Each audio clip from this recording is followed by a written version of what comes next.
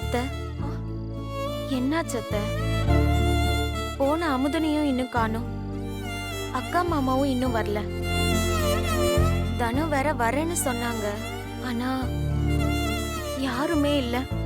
குழந்தை முகத்தை பாக்குற வரைக்கும் பயமா இருக்கு அத்தை. ஊர்ல இருக்க குழந்தைங்களுக்கு எவ்வளவோ நல்லது கெட்டது நடக்குது. நம்ம சரவணனுக்கு எதுவும் அந்த மாதிரி ஆயிடக்கூடாது அத்தை. தனு நிஜமா வந்துருவாங்களா? சும்மா சொல்லிட்டு எங்கேயாவது எஸ்கேப் ஆயிடுவாங்களா?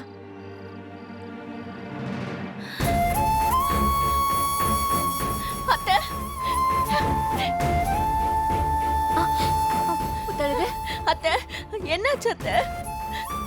இன்னும் வரல முத்தழகு. அவளுக்காக தான் நாங்க காத்துக்கிட்டு இருக்கோம். என்ன பெரியமா இன்னுமா வரல? தனன் தான் உங்களுக்கு ஃபோன் பண்ணாங்களா? அவங்க வீட்ல இல்ல பெரியமா. ஏதோ ப்ராப்ளமா இருக்கு பெரியமா. எல்லாமே தப்பா தெரியுது.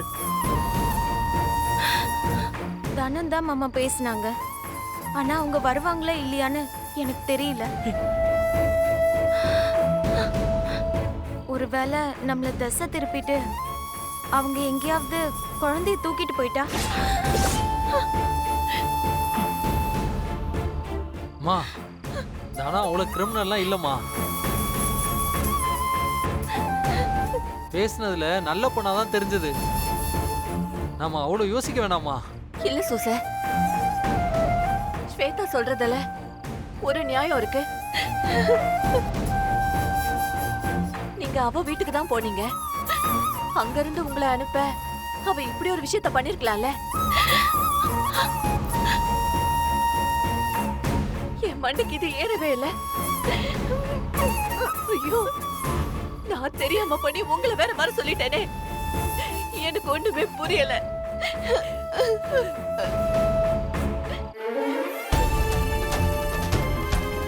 என்னாச்சு? ஏன் அழுவுறீங்க? ஏன் உங்களுக்கு தெரியாதா? அத்தை தான் சொன்னாங்கல்ல சரவணன் மிஸ்ஸிங்னு. அவ அந்த அர்த்தத்துல கேக்கலமா. அழறீங்களே, வேற ஏதாவது குழந்தைக்கு நடந்திருக்குமோன்னு பயந்துதான் கேக்குறா.